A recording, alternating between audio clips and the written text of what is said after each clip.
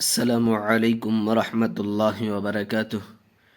ناظرین، آج ہم اردو میں پڑھیں گے کہ لفظ آخر میں اگر ہا ہو تو کس طریقے سے پڑھیں گے، اس کا استعمال کس طریقے سے ہوگا۔ دیکھیے، بسم اللہ الرحمن الرحیم۔ بارہ، دیکھیے ناظرین، آخر میں ہا ہے تو صاحب کتاب نے اس زبر زیر اور جزم کی حرکت بھی لگا رکھی ہیں، لیکن آگے جب ہم مشق پڑھیں گے تو پھر اس میں یہ زبر زیر کی حرکت نہیں ہوگی، ہم کو سمجھ کر پڑھنا ہے کس طریقے سے پڑھیں گے۔ دیکھیے، بارہ، تازہ، دانہ، کمرہ، روزہ، غوطہ، رشتہ، غصہ، سرما، مشق،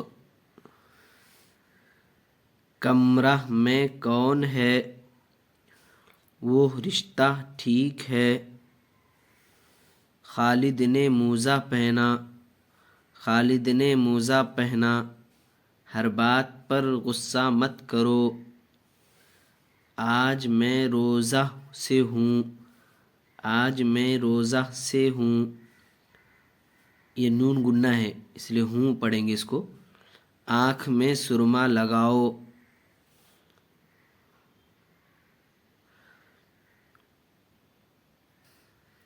ماجد کھجور سے روزہ کھولے گا، قصہ کہانی سے قرآن پڑھنا بہتر ہے، قصہ کہانی سے قرآن پڑھنا بہتر ہے۔ ناظرین، اب عمومی مشق کریں گے۔ دیکھیے، عمومی مشق میں بھی صاحب کتاب نے زبر زیر جزم کی حرکت لگا رکھی ہیں، اور پھر اس کے نیچے مشق میں وہ حرکت نہیں ہوں گی۔ تو دیکھیے، یہاں جو ہم پڑھیں گے اس کو پھر مشق میں اس کو سمجھ کر کے پڑھنا ہے۔ دیکھیے، چاند، چاند، دانت، یہ آخر میں جو جزم آ رہا ہے اس میں صرف حرف کی ادائیگی کی آواز آئے گی، یعنی وہ حرف کون سا ہے اس کی آواز آئے گی، باقی اس میں کوئی بھی حرکت نہیں لگائیں گے۔ دانت، سانس، سانپ، بوند، اونٹ، سینگ، ہینگ، سینگ، ہینگ،